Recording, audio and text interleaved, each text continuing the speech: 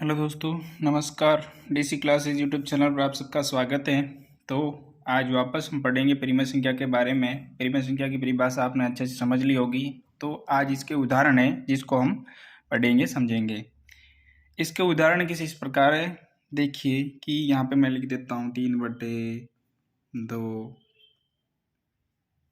4/3, 5/2, 7/2, 7/3। ये मैंने उदाहरण यहाँ पे लिख दिए।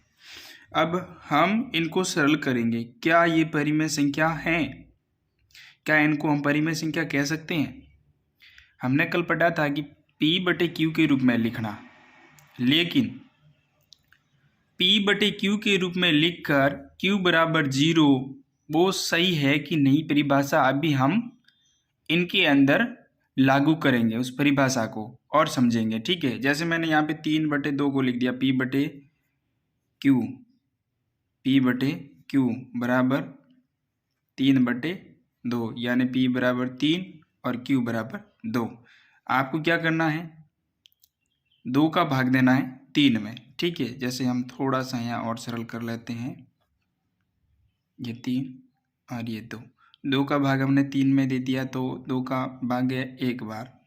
ठीक है, आए 2। ठीक है, 3 में से 2 के पीछे रहा 1। अब देखिए 1 के अंदर 2 का भाग जा नहीं रहा है, तो आप यहाँ पे पॉइंट लगा दो और यहाँ पे 0 लगा दो। ठीक है, अब यहाँ पे 0 लगा दिया। अब 2 का भाग 10 में देंगे तो कितनी बार जाएगा? 5 बार, यानी कि इसका आंसर अपने पास कितना आया? 1.5। 1.5। आप यहाँ पे इसको ऐसे भी लिख सकते हो 1.5। ठीक है, या फिर पॉइंट हटाकर इसको और भी सरल करना चाहो तो पॉइंट हटा दो और सीधे 15 लिख दो बटे 10 कर दो। ठीक है, इस संख्या को आप इसको 3 से काटोगे, इसको 2 से काटोगे, यानी कि इसको 5 से काट दो। 5 का भाग इसमें जाएगा 3 बार, इसमें जाएगा 2 बार, तो इसका मान कितना आया? 3/2, यानी कि ये भी पूर्णांक है, ये भी पूर्णांक है। ठीक है, ये दो संख्याएं दोनों पूर्णांक होने के कारण इसको हम क्या कहेंगे? परिमेय संख्या। क्या कहेंगे? परिमेय संख्या। दूसरा उदाहरण लेते हैं। यहाँ पे 4/3 लिख देता हूं मैं। ठीक है, 4/3 यानी कि 4 में भाग देना है 3 का। 3 का भाग दिया एक बार। ठीक है, तो 4 में से 3 के पीछे रहा 1। ठीक है, अब 1 में 3 का भाग जा नहीं रहा है, तो आपको क्या करना है? यहाँ पे पॉइंट लगा देना है और यहाँ 1 के पास में 0 लगा देना है। तो ये हो गए 10। अब 10 के अंदर 3 का भाग देंगे तो जाएगा 3 बार। 3 एकम 3, 3 दूनी 6, 3 तिया 9। अब 10 में से 9 घटा दो। ठीक है, 10 में से 9 के पीछे रहा 1। ठीक है, तो वापस 1 आया है, तो इसका मतलब यहाँ पे भी 0 लगा दो, वापस आएगा 3, वापस वही आंसर आएगा। 10 में से 9 के पीछे रहा 1, वापस यहाँ पे 3। इस प्रकार ये 3 3 3 3 आता रहेगा। ठीक है, तो ये जो रिपीट संख्या हो रही है, मतलब 3 समान, ये जो 3 3 3 रिपीट हो रही है, तो ये रिपीट होने वाली संख्या को भी हम क्या कहेंगे? परिमेय संख्या कहेंगे। क्या कहेंगे? परिमेय संख्या। ये संख्या क्या हो रही है? बार बार रिपीट हो रही है। ठीक है, अब तीसरा उदाहरण लेते हैं अपन। यहाँ पे मैं लिख लेता हूँ तीसरा उदाहरण क्या है अपने पास? 5/2। 5/2 क्या ये परिमेय संख्या है? इसको सिद्ध करने के लिए आप क्या करेंगे? 5 में 2 का भाग देंगे। 5 में 2 का भाग दिया 2 बार, आए 4। 5 में 4 के पीछे रहा 1, पॉइंट लगा दिया 0। इसका आंसर कितना आया अपने पास? 2.5, यानी 5/2 का आंसर कितना आया? 2.5। तो इसको हम इस प्रकार लिख लेते 2.5। ठीक है, इसको P/Q के रूप में लिखने के लिए अपन क्या करेंगे? दशमलव हटा दो और 10 का दे दो भाग, यानी कि यह लिख दिए 25।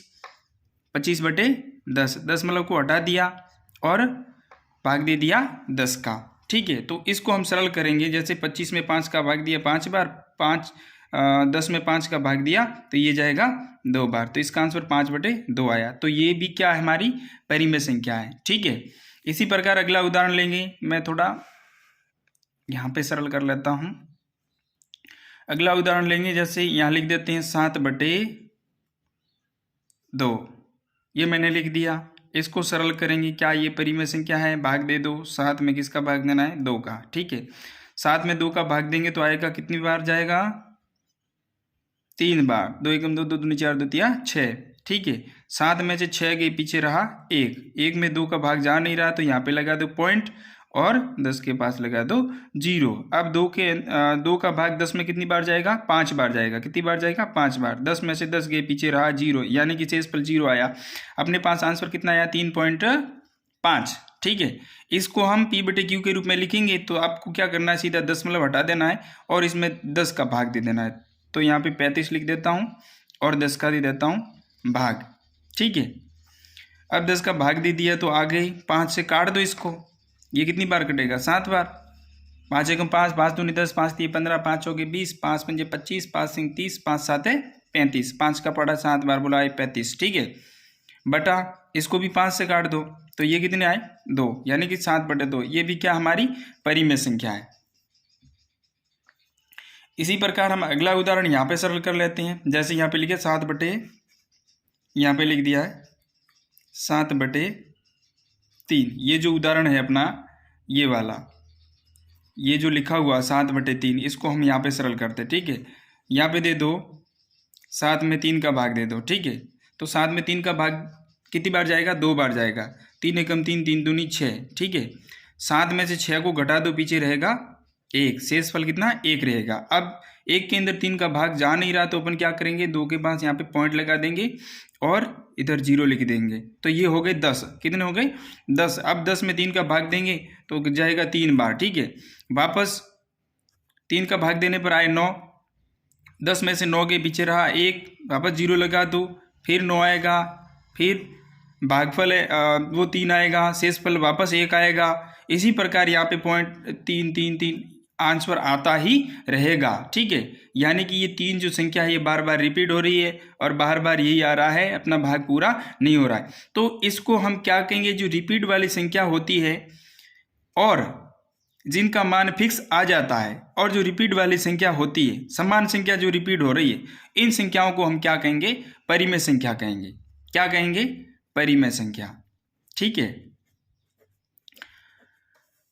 ये जो संख्या आपको अच्छे से समझ में आ गई होगी कि परिमेय संख्या किसे कहते हैं। इनकी 2 विशेषताएं होती हैं। एक तो क्या होता है, संख्या है उसका मान है वो फिक्स आता है। जैसे यहाँ पे हमारे पास भागफल कितना आया था, 1.5। ठीक है, जो फिक्स है, बस यहाँ पे ये भाग पूरा हो रहा है। ठीक है, दूसरा हमारे पास आया था ये संख्या है, इसमें क्या हो रहा है, बार बार ये संख्या रिपीट हो रही है, यानी कि 1.33333 इस प्रकार इसका आंसर आता ही जाएगा। यानी कि फिक्स मान और समान संख्या जो रिपीट होती है वो दोनों विशेषता हैं परिमेय संख्या की। किसकी विशेषता है, परिमेय संख्या की। ये परिभाषा समझने की, परिमेय संख्या समझने के लिए आपको ये विशेषताएं अच्छे से याद कर लेनी होगी कि परिमेय संख्या की क्या विशेषता होगी है। जो आपको अपरिमेय संख्या पढ़ेंगे ना, उसमें ये आसान तरीके से आपकी हेल्प करेगी। ठीक है, तो उम्मीद है कि आज का वीडियो आपको अच्छा लगा होगा। अब आगे क्या कहें आपको। ठीक है, हमारे चैनल को सब्सक्राइब करो और वीडियो को आगे शेयर करो। धन्यवाद।